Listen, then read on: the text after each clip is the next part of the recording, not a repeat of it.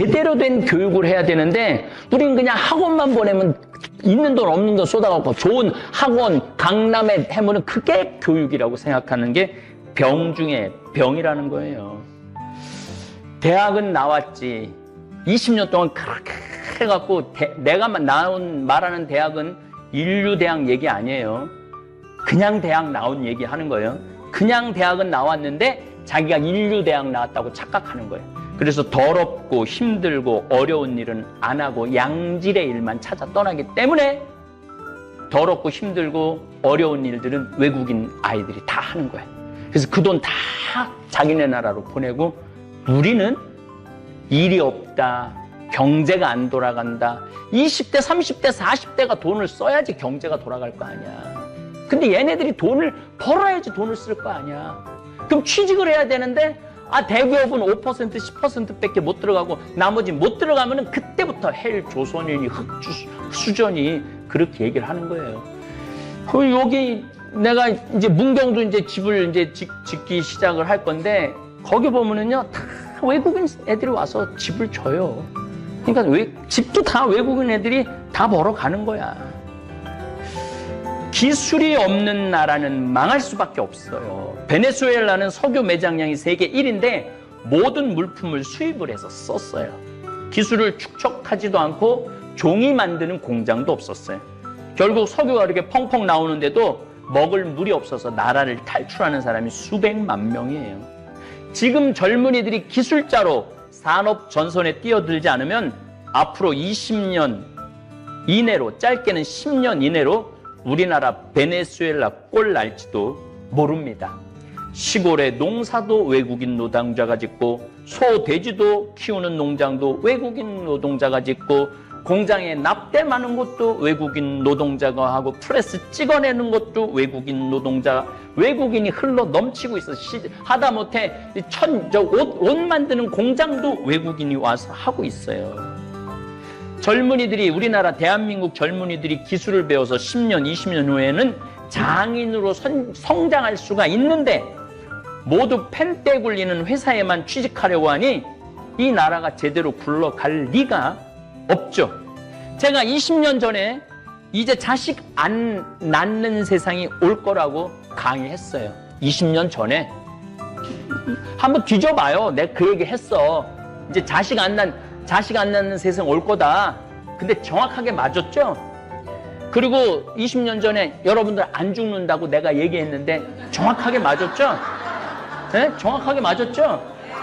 내가 또 얘기할 거예요. 지금 더럽고 힘들고 어려운 일에 20대 애들이 기술을 배우지 않으면 영상을 라디오처럼 편하게 틀어놓고 들으셔도 좋습니다. 구독과 좋아요, 알람 설정 꾹 눌러주세요.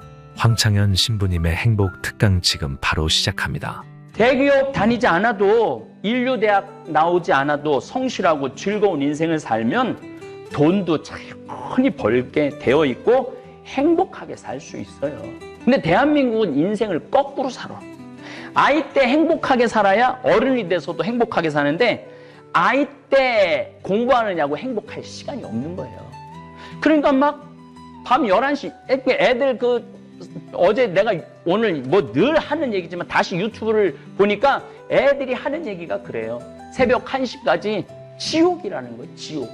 그러니까 중고등학교 때 지옥을 사는 애들이 대학 때 또 무슨 스펙 쌓아야 된다고 영어 해야 되고 뭐 해야 되고 무슨 자격증 있어야 된다 그러고 또 대학에 옛날엔 대학생들이 배낭 메고 놀러도 많이 갔는데 요즘은 그럴 시간도 없다는 거예요. 그래갖고 나중에 대기업에 들어가서 행복하라고 그러면은 아니 태어나면서부터 27, 8살까지 안 행복한 애가 대기업 들어간 날부터 행복할 것 같아요? 그거는 있을 수 없는 일이에요. 우리 인생에 나중에 행복한 건 없어요. 지금 행복한 사람이 나중에 행복한 거예요. 근데 우리는 항상 나중에 언젠간 행복하겠지. 내가 지금 참고 내가 열심히 돈 벌면 열심히 공부하면. 그래서 지금 대한민국은 거꾸로 살고 있어. 거꾸로. 행복하려면 언제 행복해? 지금 행복해야 돼. 지금. 그래서 내가 조카들을 만나서 항상 조카들한테 너 사업 잘하는 비법 삼촌이 하나 알려줄게. 너 이것만 하면은 너는 떼돈을 벌게 돼 있어. 실질적으로 얘네들 떼돈을 벌고 있고. 그 비법이 삼촌 뭐예요? 딱 손님하고 눈이 마주치는 순간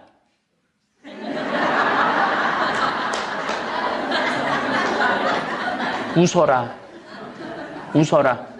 그 물건 사갖고 나가는 손님한테 감사합니다. 그 말만 해라. 그러면은 옆 가게 가던 손님도 니네 가게로 온다. 그 어떻게 하는지는 잘 몰라도 그 우리 이제 누나들이 그렇게 사업을 잘하는데 형 아들도 누나 아들이 그 찾아갖고 해줘갖고 하는데 그 아이도 이번에 또 2호점을 낸다고 그러더라고요. 얘 대학 졸업한 지 이제 2년밖에 안 된 애야. 2년밖에 안 된 애가 벌써 2호점을 여는 거죠. 그러니까 금수저, 흙수저가 어딨어. 인류대학 나오면 행복하고 얘도 걔는 어느 대학 걔는 둘 다 천안에 있는 대학을 나왔네, 애들이.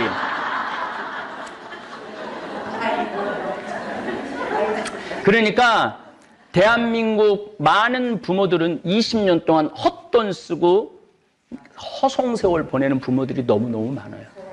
헛돈이에요, 헛돈. 아니, 머리가 이해가 안 되는 애 학원 밤 11시, 12시까지 붙잡아 놓는다고 걔가 서울대학을 가요? 그 시간에 엄마, 아빠랑 노는 게 낫지. 근데 엄마, 아빠랑 놀면은요, 나쁜 생각은 안 해요. 근데 학원에서 자기네들끼리 모여서 학원 보낸다고 다 학원에서 공부한다고 생각하면 여러분들 오산입니다. 그 또래 애들이 모이면은요, 나쁜 거는요, 금방 퍼져요. 그러니까 그런데 많이 나갈수록 온갖 나쁜, 나는 요즘 그 마약 그거 어떻게 하면 마약을 구할 수 있을까? 우리 같은 사람들은 마약 구할 길이 없어요. 근데 그 또래 애들끼리 뭐 나쁜 짓 하는 애들끼리 모이면은요, 한 명이 알면은요, 나머진 싹. 그러니까 연예인 누가 하나가 마약을 했다? 연예인 전체가 마약을 할 수는 없지만 그 연예인하고 친한 연예인들은 거의 마약을 구할 수 있는 거예요. 그래서 내가 누구하고 노느냐. 아니, 엄마 아빠하고 매일 노는데 엄마 아빠가 너 마약 한번 해볼래?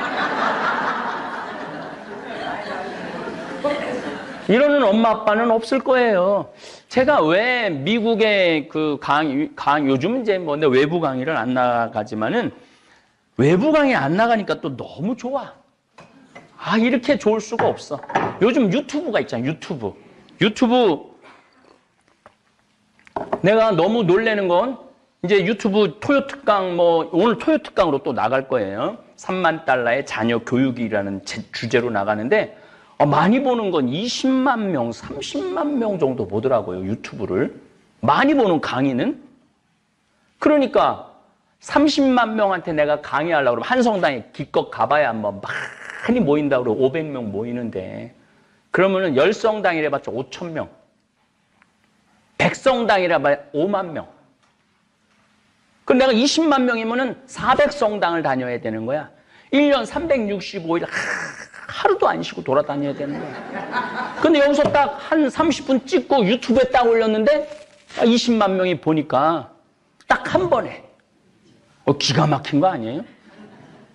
그 요즘 그러니까 여기 계신 여러분들도 뭐 성당에 뭐 강사가 안 오느니 뭐 좀 강의를 듣고 싶고 좀 영적인 뭐 내 이야기를 듣고 싶은데 뭐 어디를 유튜브에 황창현 신부만 치면 돼. 그냥 유튜브에 황창현 신부만 치면은 여기에 뭐 이스라엘 성지순례, 과달루페 성지순례, 그 다음에 내가 농사짓는, 이제 조금 있으면 나 농사 오늘 요즘 계속 장가르기 끝나고 이제 모종 내고 있거든요. 밭에 나가고 모종 심는 거 싹 해가고 또 화요일날 싹 다 올릴 거야. 아, 세상에 황 신부가 이렇게 뭐 강의만 하는 줄 알았더니 농사, 장 저런 것도 하고 진짜 생태마을에서 행복하게 사는가를 그냥 보면 돼. 근데 여러분들이 이걸 보시면은 또 여러분들이 많이 조회하면 조회할수록 구글에서 나한테 월급을 주네. 월급을 주는데 그냥 조금 주지도 않아. 엄청나게 많이 줘요. 일반 대기업의 과장 정도 월급 정도가 나오는 것 같아. 근데 문제는 내가 이 유튜브의 수익을 가지고 뭐 신부가 돈 뭐가 필요해요? 잠비아에 나무 심는 데 다 쓸 거야. 근데 어저께 이제 우리 과장님한테 내가 이제 유튜브에 몇 살이 몇 명이 어떻게 보는 것까지 어느 나라에서 누가 보는 것까지 다 나와. 다 나오는데 보통 남자가 15%, 여자가 85%. 그러니까 내 주 고객은 여자야, 여자. 그리고 가장 많은 고객층이 50대, 60대더라고요. 50대, 60대가 유튜브를 가장 많이 보는 거야. 예. 어쨌든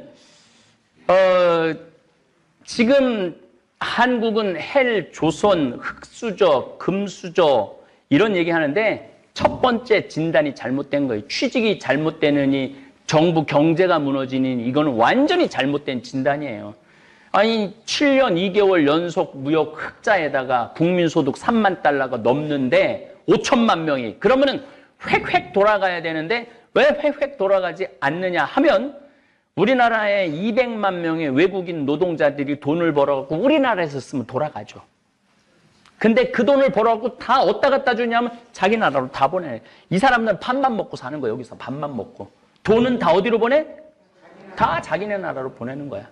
그런데 그 외국인 노동자한테 일자리를 다 내주고 더럽고 힘들고 어려운 일, 3D라고 그러죠? 이런 일은 아무도 안 하려고 그러니 거기 들어올 수밖에 없고 그리고 더럽고 힘든 일은 안 하고 대기업에서 펜대 굴리는 일만 일이라고 생각하고 앉아있고 그 20대에 혈기 넘치고 힘 흘러 넘치는 애들이 그냥 집에서 컴퓨터 게임이나 하고 앉아있으니 이 나라가 돌아갈 것 같아요. 여러분들이 그렇게 만든 거예요. 남 탓이 아니라는 얘기예요.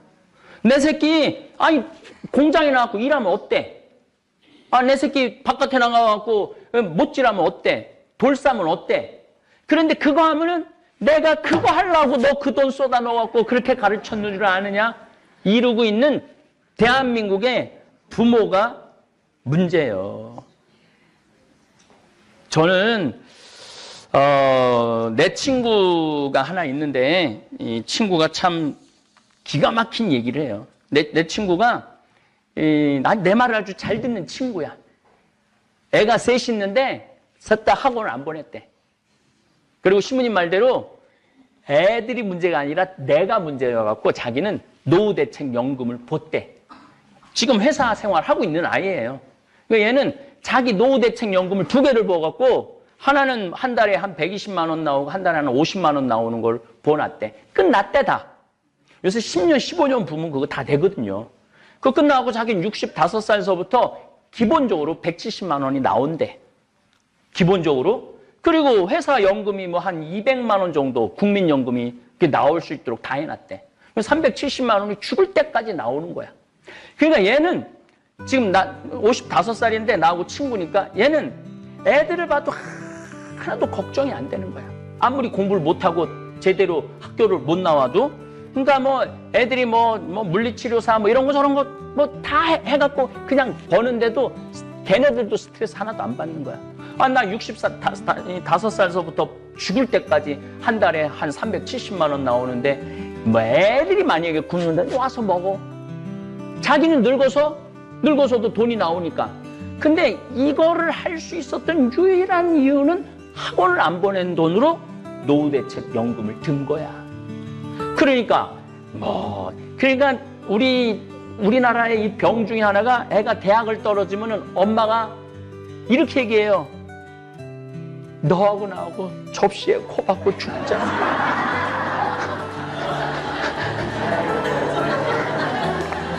아니 대학 떨어지는 게 접시에 코 박고 죽을 일이야?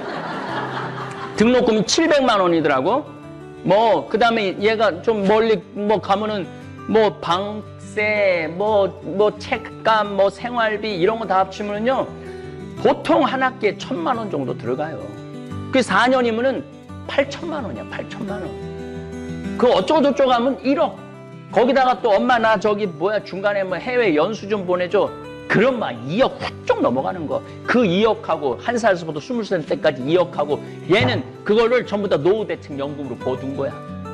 그러니까 돈 자연스럽게 나오고 애한테 스트레스 안 주고 부모도 뭐 처음부터 포기했으니까 우리 애가 서울대학을 못 들어가고 패배감 이런 거 하나도 없고 그리고 죽일 놈 살릴 놈 뭐 너 같은 거 낳고 내가 미역국 끓여 먹은 내가 미친년이다 미친놈이다 뭐 이런 얘기 안 해도 되고 애들도 토요일날 일요일날 엄마 아빠랑 언제나 식사하고 맛있는 거 하고 그래서 대한민국의 첫 번째 병은 지금 경제가 나쁜 것도 아니고 누가 정책을 잘못하느냐 부모가 정책을 잘못하는 거예요. 부모가 남들 다 학원 보내는데 내만 안 가면 내만 바보 되는 것 같은데 그 학원 가는 애들이 바보 애들이에요.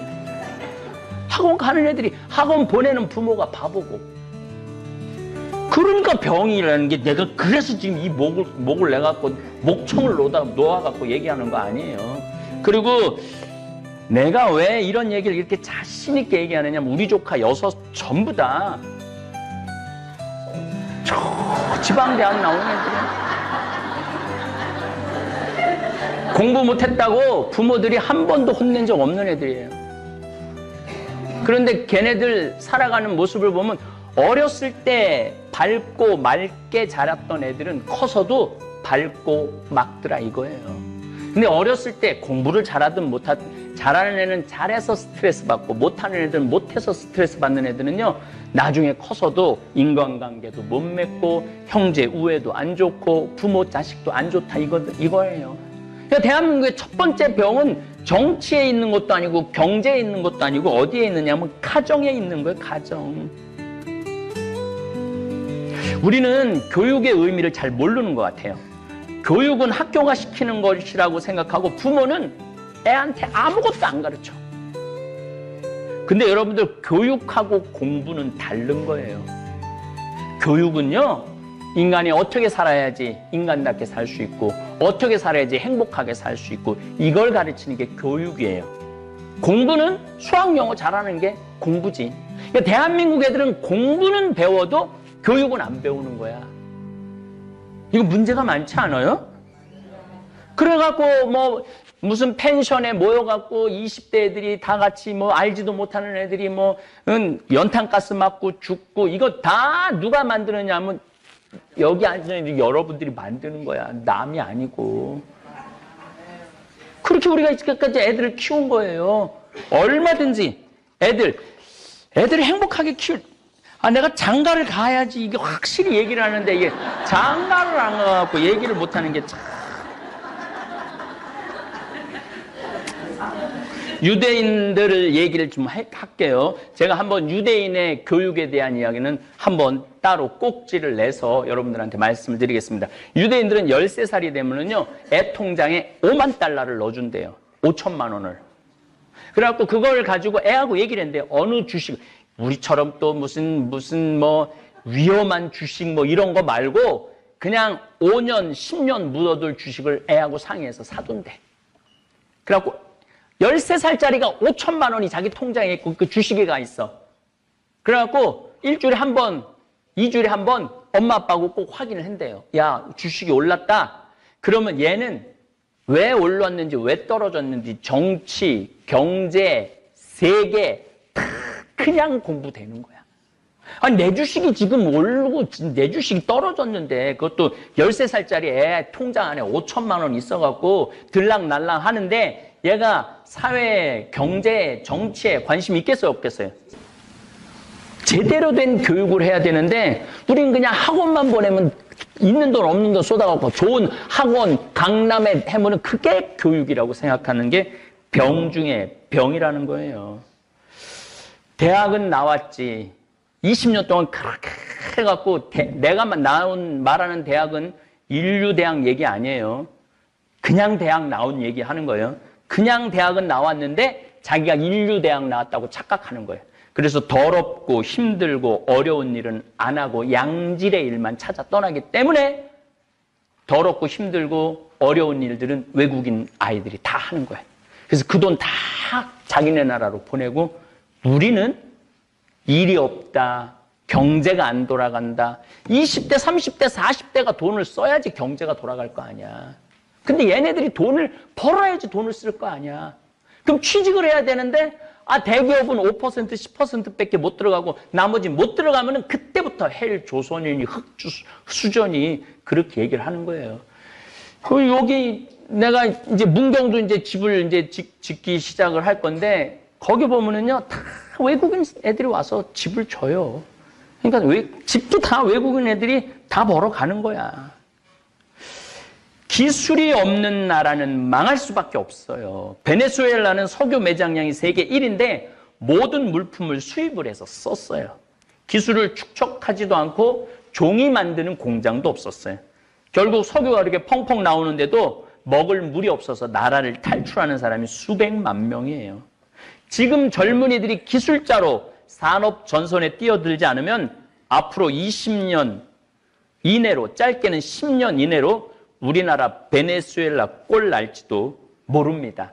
시골의 농사도 외국인 노동자가 짓고 소, 돼지도 키우는 농장도 외국인 노동자가 짓고 공장에 납땜하는 것도 외국인 노동자가 하고 프레스 찍어내는 것도 외국인 노동자, 외국인이 흘러 넘치고 있어. 하다못해 옷 만드는 공장도 외국인이 와서 하고 있어요. 젊은이들이, 우리나라 대한민국 젊은이들이 기술을 배워서 10년, 20년 후에는 장인으로 성장할 수가 있는데 모두 펜떼 굴리는 회사에만 취직하려고 하니 이 나라가 제대로 굴러갈 리가 없죠. 제가 20년 전에 이제 자식 안 낳는 세상이 올 거라고 강의했어요. 20년 전에. 한번 뒤져봐요. 내가 그 얘기 했어. 이제 자식 안 낳는 세상 올 거다. 근데 정확하게 맞았죠? 그리고 20년 전에 여러분들 안 죽는다고 내가 얘기했는데 정확하게 맞았죠? 네? 정확하게 맞았죠? 내가 또 얘기할 거예요. 지금 더럽고 힘들고 어려운 일에 20대 애들이 기술을 배우지 않으면 우리나라 20년 후에 망해요. 망하게 돼 있어요. 그래서 이 국민들이 이 생각을 바꿔야 돼. 그래서 나는 이거 아무리 말해도 소용이 없더라고. 그래서 내가 아주 요즘 가슴이 벌렁벌렁거리는 프로젝트 하나를 내가 지금 생각하고 있어요. 이제 문경이 뜻하지 않게 생겼잖아요.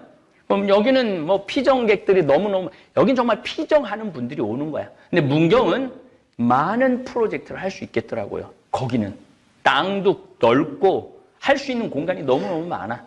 그래서 열심한 우리 젊은 천주교 신자들, 난 저지방대학까지 갈 것도 없다고 생각해. 이 강의를 듣는 대한민국 천주교 신자, 열심한 신자 엄마 아빠들 내 말을 잘 새겨 들으세요. 나는 한다고 그러면 거의 하니까. 문경에 정말로 열심한 아이들 대학 졸업하지 않아도 아무 상관없어. 우린 지금도 대학 졸업하나 고등학교 졸업하나 첫 월급은 230만 원이야. 그 월급 우리 많이 주더라고. 내가 어저께 자료를 보니까 첫 월급은. 그리고 나는 학력 전혀 따지지 않는 사람이야. 내가 보기엔 여기 명문대학 나온 사람들 많이 왔다 갔는데 일주일 만에 가는 사람 많아요. 그래서 내가 명문대학 우습게 보는 거예요. 다른 사람하고 어울리지 못하고 혼자 잘난 척하고 어울리지 못하는 사람은 회사에 필요가 없거든요. 그래서 어쨌든 난 문경에 지금 무슨 프로젝트를 지금 할 거냐 하면은 내가 지금 잠비아의 에코 카사리아라고 1000만 평 여의도 12배만한데 뭐를 세우냐면 도시를 하나 세워요. 그게 세우다 보니까 뭐가 필요하냐면은 전기, 배관, 토목, 중장기, 조적, 조경, 농사, 가축, 농장 이 모든 기술자가 다 필요해. 그래서 아예 이제 원정대를 꾸밀 거야. 미션 원정대를 꾸밀 거야. 고등학교 졸업한 애들 중에 열심한 천주교 신자 애들. 뭐 사명감. 그래서 이런, 나는 봉사활동 하다가 살 거야. 봉사활동 하다가 나는 죽을 거야. 나 이제 돈 버는데. 사실은 3만 달러가 넘으면은 그렇게 살아야 돼요. 돈 그렇게 많이 필요하지 않거든. 아까 말했잖아요. 애들 학원 안 보내고 연금 들어두면은 죽을 때까지 한 달에 한 350에서 400원 버니까 그러니까 엄마 아빠 부양도 신경 안 써도 되고, 내가 정 먹을 게 없으면 엄마 아빠 집에 가서 먹어도 되고, 그리고 그냥 막 경쟁사에 뛰어들어가고 막 서로 막 시기하고 질투하고 막 시험 봐갖고 떨어지고 막 밀어내고 막 끌어내리고 막 이러지 말고, 이런 기술을 다 배우면은 한 번에 50명씩 젊은이들 팀을 만들어갖고 카사리아 도시 건설하는데 보낼 거예요. 월급을 안 주느냐? 최저임금 230만 원 적용해갖고. 그러니까 얘네들은 기술도 있고 가서 이 아프리카의 도시도 건설하고 의미 있게 사는 거지. 그리고 그렇게 살다가 보면 인생이 참 즐거워요. 내가 시키는 대로만 살면은 즐겁게 살 수 있어. 시키는 대로만. 그래서 옆에 지금 앙골라, 탄자니아, 이 나미비아 이런 나라들이 있는데 많이 우리 이런 프로젝트를 해달라고 많이 오는 거야. 그러니까 제1 원정 별동대, 제2 원정 별동대 이렇게 해갖고 정말로 우리나라에 머리 나쁘고 마음 착하고 몸 튼튼한 애들만 뽑아갖고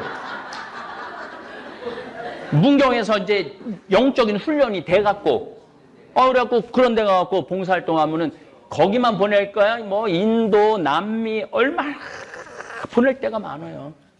신부님 그 돈은 어디서 돈은 난 한 번도 걱정한 적이 없어요. 걔네들이 그렇게 하면 그 값 다 해. 다 자기 볼 건 다 하더라고.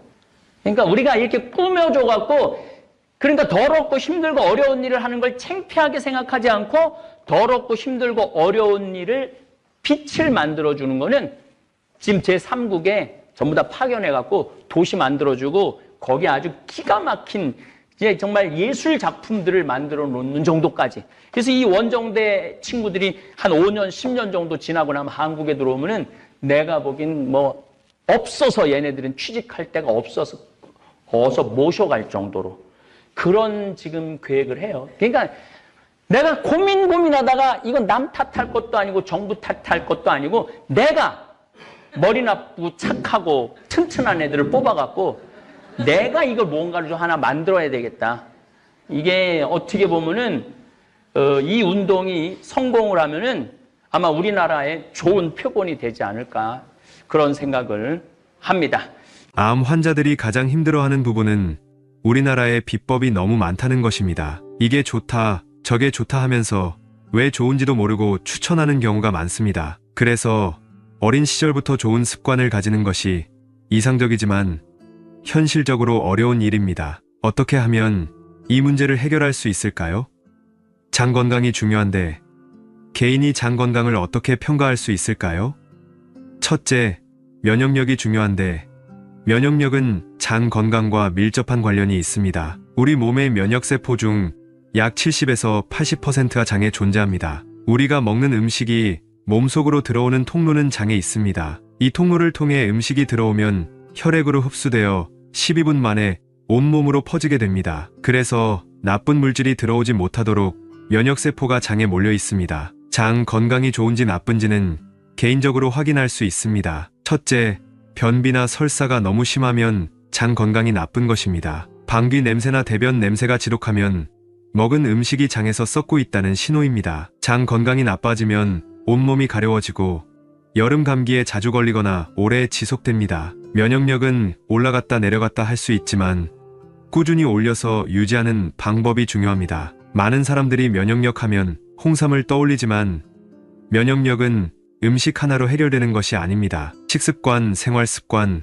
환경, 정신적 환경, 육체적 환경이 모두 종합적으로 작용합니다. 예를 들어 홍삼에 포함된 진세노사이드 사포닌 성분이 면역력을 올려준다는 것은 증명되었습니다. 하지만 기분 나쁘게 먹으면 효과가 없습니다. 기분 좋게 먹어야 면역력이 올라갑니다. 우리 장에는 마이크로바이옴이라는 미생물이 있는데 이 미생물들이 장 건강을 좌우합니다. 유익균이 15%, 유해균이 15%, 나머지 70%는 중간균입니다. 중간균은 유익균 쪽으로 갈 수도 있고 유해균 쪽으로 갈 수도 있습니다. 유익균이 조금만 많아도 중간균이 유익균 쪽으로 가서 장 건강이 좋아집니다. 밥을 먹을 때 유익균이 많은 상태에서 먹으면 그 음식이 우리 몸에 들어와 발효되어 약이 되지만 유해균이 많으면 부패되어 독이 됩니다. 그래서 유익균의 숫자를 늘리기 위해 유익균을 먹어주는 습관을 길러야 합니다. 그래서 유산균 시장이 커졌습니다. 하지만 유산균 제품은 우유로 만들어져 약합니다. 온도가 70에서 80도만 올라가도 죽고 위를 통과해 장까지 내려가야 하는데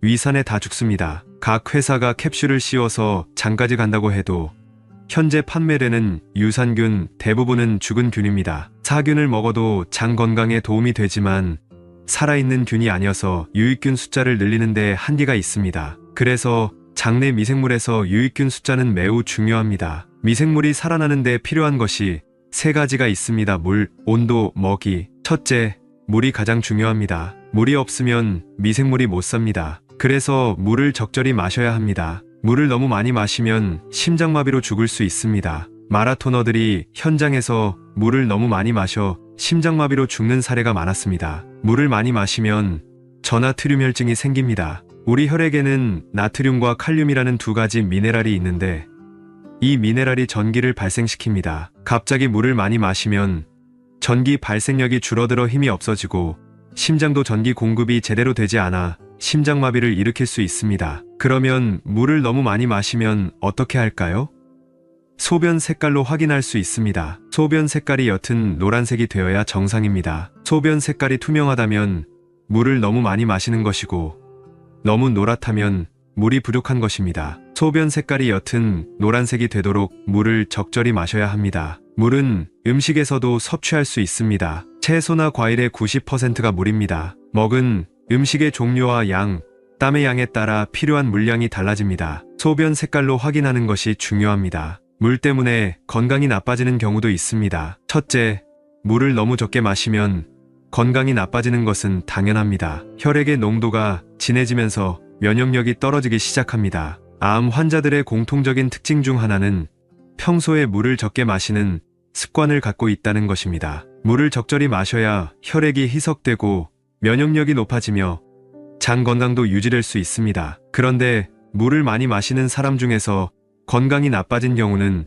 우리가 잘못된 건강 상식 때문입니다. 첫째, 물을 많이 마시면 좋다고 생각해 물을 많이 마시려는 사람이 있습니다. 또한 채소와 과일을 많이 먹고 저염식이 좋다고 해서 저염식을 하는 사람도 있습니다. 이 3가지를 동시에 하는 사람은 건강이 나빠질 확률이 매우 높습니다. 우리나라 전통 음식이 고염식이기 때문에 저염식을 해야 하는데 저염식이 무조건 건강하다고 착각하면 안 됩니다. 저염식이 건강한 것은 아니며 하루에 필요한 소금의 양을 반드시 섭취해야 합니다. 세계보건기구에 따르면 성인의 경우 하루에 5g의 소금을 섭취해야 합니다. 소금도 적절히 먹어야 합니다. 온도도 중요한데 배를 항상 따뜻하게 해야 합니다. 우리나라에서는 얼주가라는 말이 있을 정도로 전 세계에서 아이스 아메리카노를 제일 많이 마시는 나라입니다. 여름철에 매우 더울 때 아이스 아메리카노는 괜찮지만 겨울에도 추위에 떨며 아이스 아메리카노를 마시면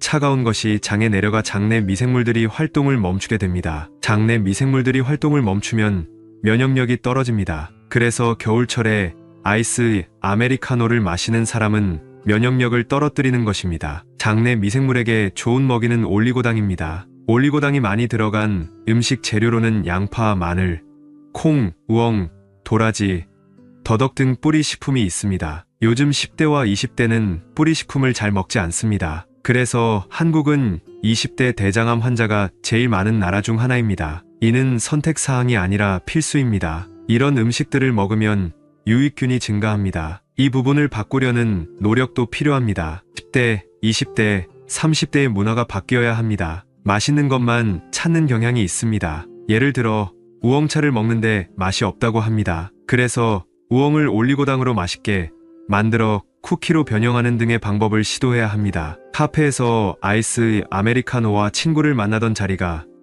이제는 맛있고 건강한 음식을 즐기면서 유익균도 늘어나 변비가 없어지는 자리가 될 수 있습니다. 대사성 질환은 주로 과잉 섭취와 운동 부족 때문입니다. 나이가 들면서 에너지 소모량이 줄어들지만 영양가 있는 음식을 많이 먹어 과잉이 됩니다. 해결책은 양을 줄이고 더 많이 움직이는 것입니다. 해독에 관심이 많은데 가장 좋은 해독은 걷기입니다. 해독된 물질이 몸 밖으로 나가려면 몸속의 액체에 운반되어야 합니다. 몸속 액체는 혈액과 림프액이 있습니다. 혈액은 심장에서 펌프질을 하여 온몸에 전달됩니다. 발끝까지 내려간 피는 종아리 근육이 움직일 때마다 펌프질을 해 다시 심장으로 올라옵니다. 종아리를 움직이는 것이 중요합니다. 걷기는 가장 좋은 자연적인 방법입니다. 많은 사람들이 보폭과 분당 걸음수에 신경 쓰지만 중요한 것은 무조건 움직이는 것입니다. 걷지 못하는 경우에도 앉은 상태에서 발끝을 올렸다 내렸다 하는 것도 도움이 됩니다.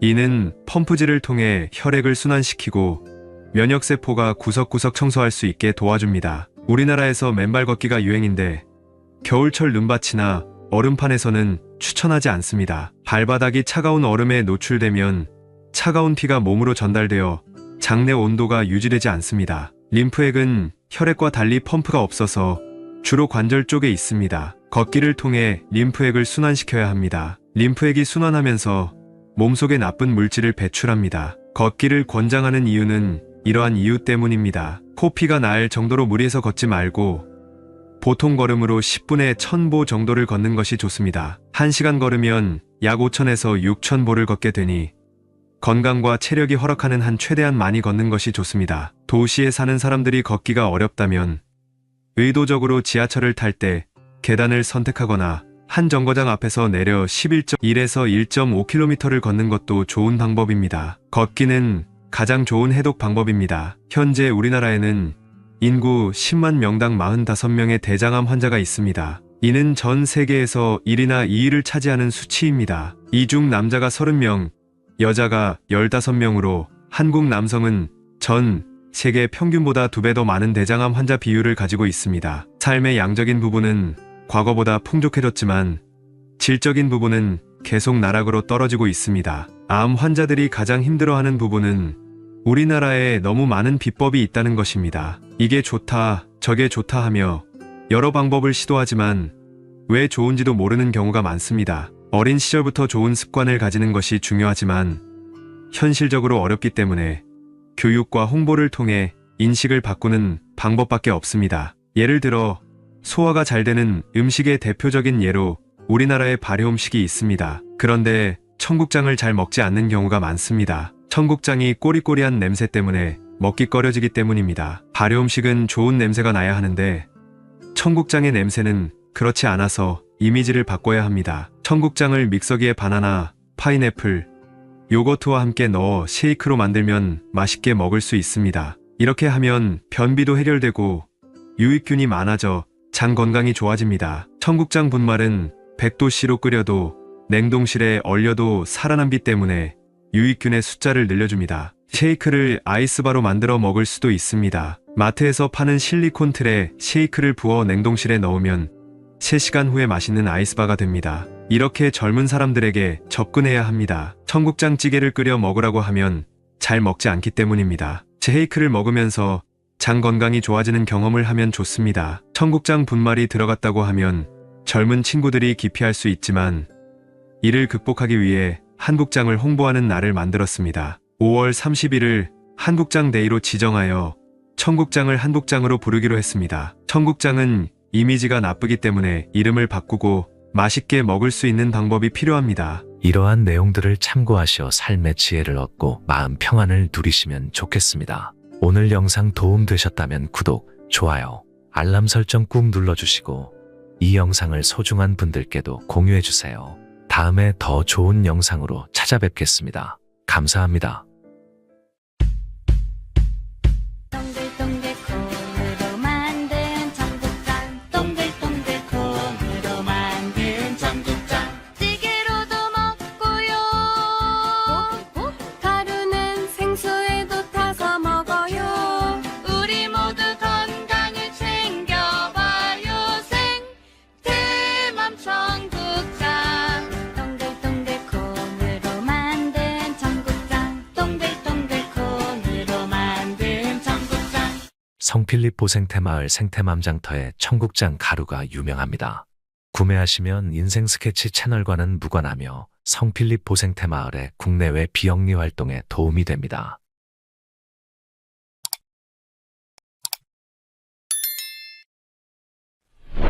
성공한 사람들을 보면 크게 두 부류로 나뉘는 걸 알 수 있습니다. 하나는 자신이 성공했다고 여기저기 떠벌리고 다니는 사람들, 그리고 또 하나는 조용히 아무 말 없이 자기 삶을 사는 사람들입니다. 우리는 흔히 성공을 하면 자연스럽게 자랑하고 싶어질 거라고 생각하죠. 좋은 차를 사고 비싼 시계를 차고 SNS에 멋진 사진을 올리고 싶을 겁니다. 왜냐하면 그렇게 하면 남들이 나를 더 인정해 줄 거라고 믿으니까요. 하지만 현실은 그렇지 않습니다. 오히려 진짜 성공한 사람들은 그렇게 행동하지 않습니다. 왜냐하면 보여줄 필요가 없기 때문입니다. 돈이 많다고 높은 자리에 있다고 유명하다고 해서 굳이 그걸 드러낼 필요는 없습니다. 그걸 아는 사람들은 이미 알고 있고 모르는 사람들은 알 필요가 없죠. 그런데도 굳이나 성공했다고 떠드는 사람들이 있습니다. 그런 사람들은 왜 그럴까요? 간단합니다. 그 사람들은 사실 그렇게까지 성공한 게 아니기 때문입니다. 우리는 종종 SNS에서 성공한 사람들을 봅니다. 해외여행을 가고 고급 레스토랑에서 밥을 먹고 멋진 차를 타고 다니는 모습? 그런데 가만히 보면 그런 걸 보여주는 사람들은 언제나 뭔가를 팔고 있습니다. 강의를 팔든 자기 브랜드를 홍보하든 아니면 단순히 자기 자존감을 유지하려고 하든 간에 결국 목적이 있는 거죠. 진짜 부자들은 그렇게 하지 않습니다. 오히려 조용히 아무도 모르게 자기 일을 합니다. 왜냐하면 자랑해서 얻을 게 없기 때문입니다. 오히려 괜히 잘난 척했다가 사람들에게 이용당하거나 시기와 질투를 받거나 쓸데없는 오해를 사는 게 더 피곤합니다. 이건 단순한 돈 이야기가 아닙니다. 사회적인 성공을 이룬 사람들도 마찬가지입니다. 진짜 실력 있는 사람들은 자기 실력을 굳이 떠벌리지 않습니다. 왜냐하면 그럴 필요가 없으니까요. 자기 분야에서 최고라면 사람들이 먼저 알아서 찾아옵니다. 반대로 실력이 부족한 사람일수록 자기를 포장하려고 애씁니다. 우리가 흔히 듣는 말이 있죠. 빈수레가 요란하다. 이 말이 괜히 있는 게 아닙니다. 정말 내실이 있는 사람들은 굳이 시끄럽게 굴지 않습니다. 반대로 겉만 번지르르한 사람들은 자기가 얼마나 대단한지 떠들고 다닙니다. 이걸 좀 더 현실적인 예로 들어볼까요? 동창회에 나가면 꼭 이런 사람이 있습니다. 옛날에는 별거 아니었는데 갑자기 잘 됐다고 나타나서 자기가 얼마나 성공했는지 자랑하는 사람. 처음에는 다들 와 대단하다 하고 들어주지만 시간이 지나면 어떨까요? 대부분 속으로 이렇게 생각할 겁니다. 저 사람 뭐 저렇게까지 티를 내? 결국 그런 사람은 점점 멀어지게 됩니다. 반면에 정말 성공한 사람들은 조용합니다. 굳이 자기가 어떻게 살고 있는지 설명하지 않죠. 그런 사람들은 오히려 주변에서 먼저 알아보고 자연스럽게 존경을 받습니다. 그게 진짜 성공입니다. 그럼 우리는 어떻게 해야 할까요? 내가 뭔가를 이루었을 때 굳이 남들에게 알릴 필요가 있을까요? 물론 가까운 사람들에게 좋은 소식을 전하는 건 좋습니다. 하지만 굳이 모든 사람들에게 나 이렇게 잘 살고 있어요 하고 알릴 필요는 없습니다. 그런 행동은 결국 나에게 득이 되지 않습니다. 성공이라는 건 원래 조용한 겁니다. 내가 잘 되고 있으면 주변 사람들이 자연스럽게 알게 됩니다. 굳이 내가 말하지 않아도 내 행동과 태도에서 묻어나오게 되어 있습니다. 그러니 굳이 보여주려고 애쓰지 마세요. 오히려 그게 더 진짜 성공한 사람의 태도입니다. 사람은 사회적 동물이라고 하잖아요. 혼자 살아갈 수 없고 결국 사람과의 관계 속에서 기쁨도 얻고 때로는 상처도 받습니다. 그런데 한 가지 생각해 볼 게 있어요. 우리가 정말 인간관계가 필요해서 맺고 있는 걸까요? 아니면 그냥 그래야 한다고 배워서 어쩔 수 없이 유지하고 있는 걸까요? 어릴 땐 친구 많으면 좋다고 하죠. 사회생활에서도 인맥이 중요하다는 말을 많이 합니다. 그런데 정작 주변을 보면요. 인간관계가 넓은 사람일수록 스트레스를 더 많이 받아요. 전화벨이 울릴 때마다 이번엔 또 무슨 부탁일까 싶고 단체 채팅방에서 메시지가 올 때마다 이걸 또 어떻게 대답해야 하나 고민하죠. 관계가 많아질수록 책임과 피로도 함께 늘어나는 겁니다. 어떤 사람들은 인간관계를 줄이면 외롭지 않겠냐고 해요. 그런데 가만히 생각해보면 진짜 외로움을 느끼는 순간이 언제인지 아세요? 오히려 불필요한 인간관계 속에 있을 때입니다.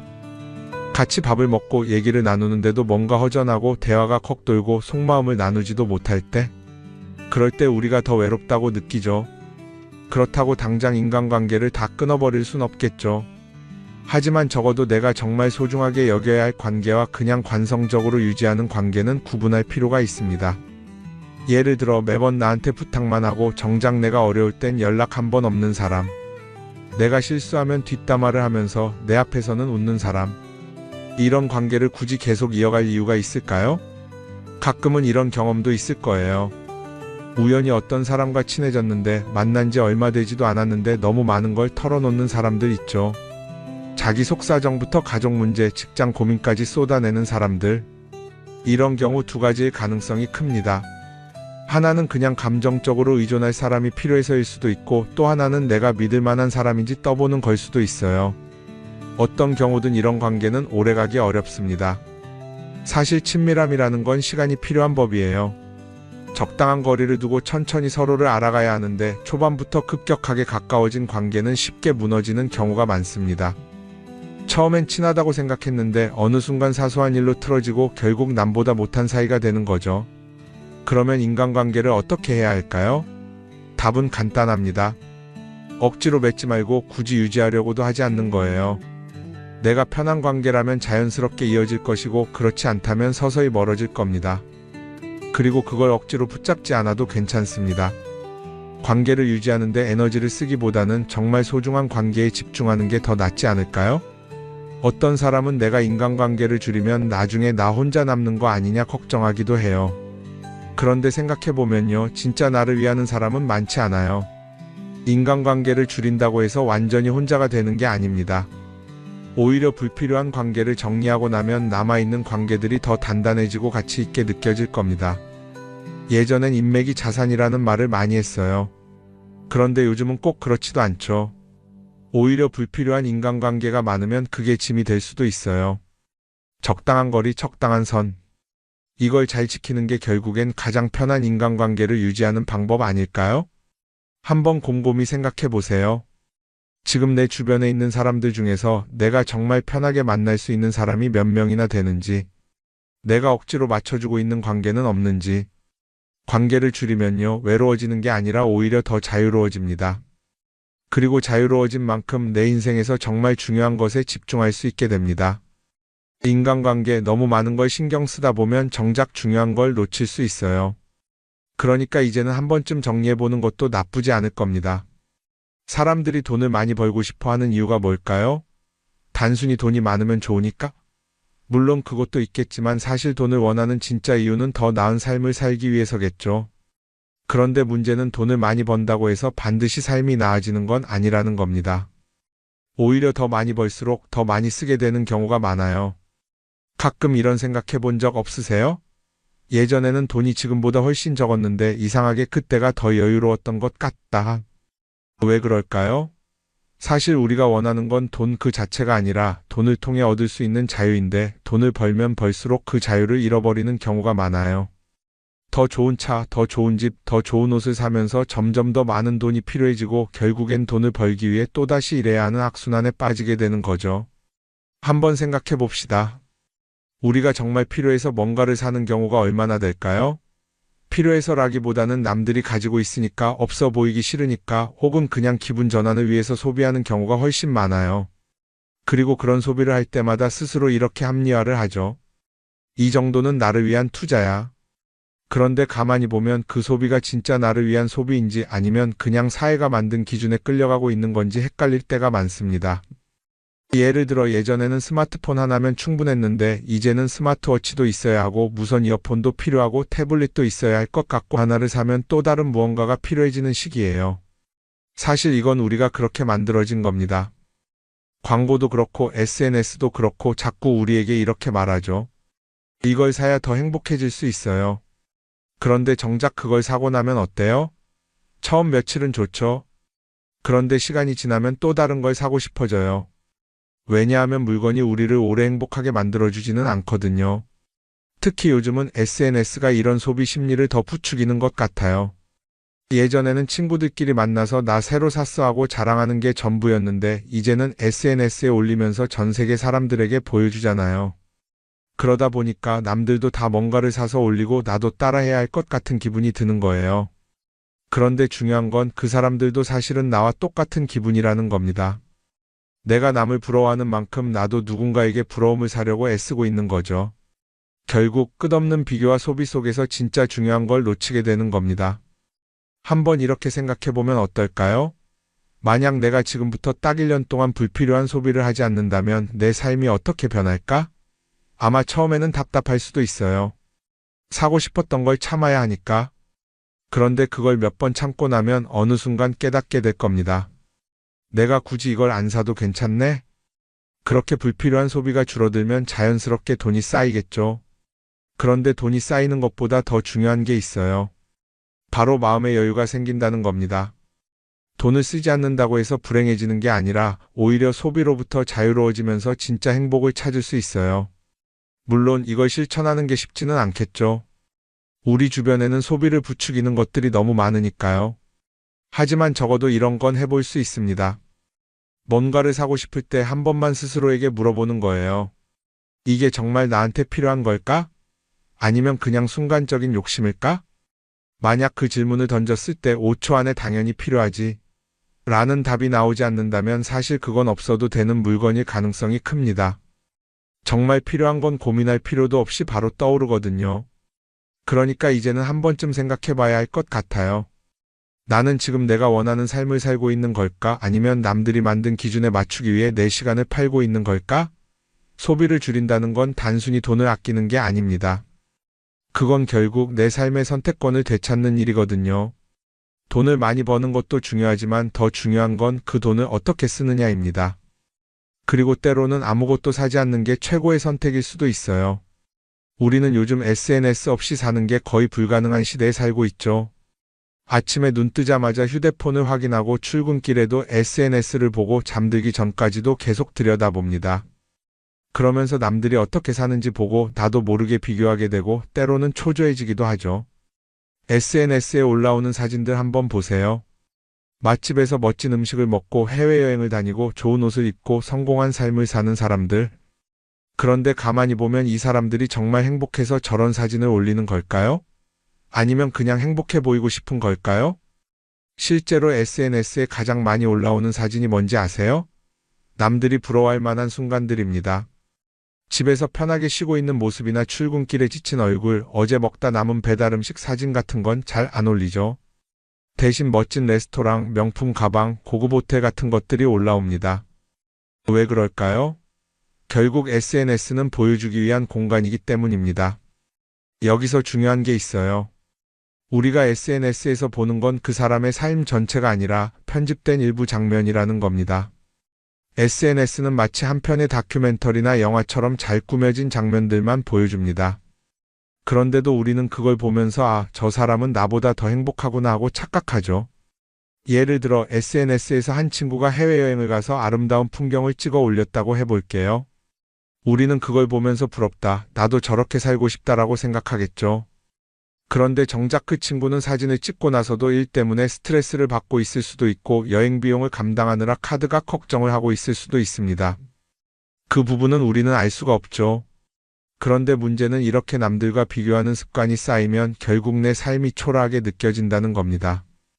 원래는 그냥 조용히 살아도 괜찮았는데 SNS를 보고 나면 나만 뒤처지는 것 같고 뭔가를 더 해야 할 것 같고 괜히 불안해지죠. SNS는 기본적으로 사람들의 비교 심리를 자극합니다. 남들이 가진 걸 나도 갖고 싶게 만들고 남들이 하는 걸 나도 해야 할 것 같은 기분이 들게 만들죠. 그러다 보니 필요하지도 않은 걸 사게 되고 무리해서라도 화려한 곳에 가게 되고 남들에게 보여주기 위해 사는 삶을 살게 됩니다. 그럼 어떻게 해야 할까요? 사실 정답은 간단합니다. SNS에서 보이는 것들을 곧이곧대로 믿지 않는 것입니다. 그리고 더 중요한 건 남과 비교하는 걸 멈추는 것이에요. 어떤 사람이 비싼 차를 타고 다닌다고 해서 그 사람이 꼭 행복한 건 아닙니다. 좋은 차를 타고 다니지만 밤마다 사업 걱정에 잠 못 이루는 사람도 많아요. 반대로 대중교통을 이용하지만 마음 편하게 사는 사람도 있죠. 결국 행복은 보이는 것이 아니라 느끼는 것입니다. SNS를 덜 보면 덜 불행해진다는 연구 결과도 있어요. 하루 종일 남의 삶을 보면서 비교하는 시간을 줄이면 내 삶에 집중할 수 있는 시간이 많아지는 겁니다. SNS를 완전히 끊을 필요는 없지만 최소한 그 안에 있는 것들이 전부 진짜라고 생각하지 않는 태도는 필요합니다. 우리는 누구나 자신만의 속도로 살아가고 있어요. 남들은 남들대로 사는 거고 나는 나대로 살면 됩니다. SNS에서 남들의 화려한 모습을 볼 때마다 한 번쯤 이렇게 생각해 보세요. 이건 그 사람이 보여주고 싶은 삶일 뿐이다. 그러면 조금은 편해질 겁니다. 사람들은 다들 자기 인생을 살아간다고 생각하죠. 그런데 가만 보면 정말 자기 인생을 사는 사람이 얼마나 될까요? 많은 사람들이 사실은 남이 만들어 놓은 기준에 맞춰서 살고 있어요. 좋은 대학, 좋은 직장, 좋은 차, 좋은 집. 다들 이런 걸 목표로 삼지만 정작 내가 원하는 삶이 뭔지 깊이 생각해 본 적이 없는 경우가 많아요. 이건 어릴 때부터 교육받아온 방식과도 관련이 있어요. 우리는 어릴 때부터 이렇게 살아야 한다는 틀 안에서 자라죠. 공부 열심히 해서 좋은 성적을 받아야 하고 좋은 직장을 가져야 하고 결혼도 적당한 때에 해야 하고 마치 인생이 정해진 수순이라도 있는 것처럼요.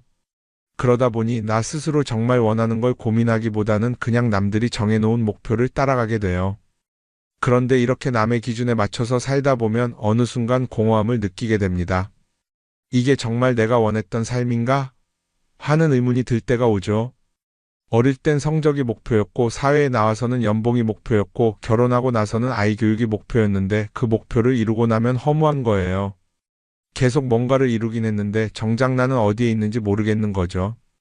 진짜 중요한 건 내가 원하는 게 뭔지를 아는 것이에요. 그런데 이게 쉽지 않죠. 오랫동안 남의 기준대로 살아왔기 때문에 막상 내가 정말 원하는 게 뭐지? 하고 물어보면 선뜻 대답하기 어려운 경우가 많아요. 하지만 이 질문을 하지 않으면 우리는 평생 남이 정한 기준 속에서 살게 됩니다. 그럼 어떻게 해야 할까요? 첫 번째로 필요한 건 내가 왜 이런 생각을 하게 됐는지 스스로 점검하는 거예요. 예를 들어 내가 비싼 차를 사고 싶다고 생각한다면 그게 정말 내 필요 때문인지 아니면 남들에게 잘 보이기 위해서인지 한번 따져봐야 해요.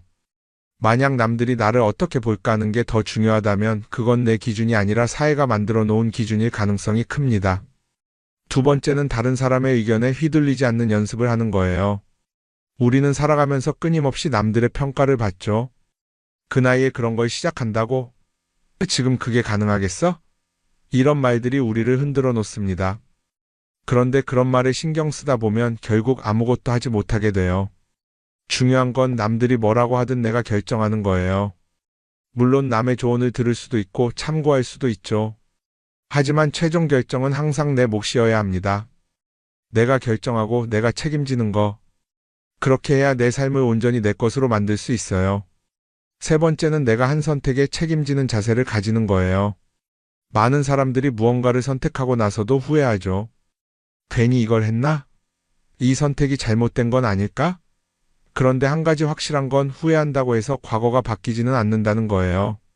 내가 한 선택이라면 그 선택이 틀렸다고 해도 받아들이고 그 안에서 최선을 다하는 게 더 중요해요. 이렇게 말하면 그럼 실수하면 어떡하죠? 라고 걱정하는 분들도 있을 거예요. 하지만 생각해보면 우리가 실수를 두려워하는 이유도 결국 남의 시선 때문이에요. 내가 실패하면 남들이 날 어떻게 볼까?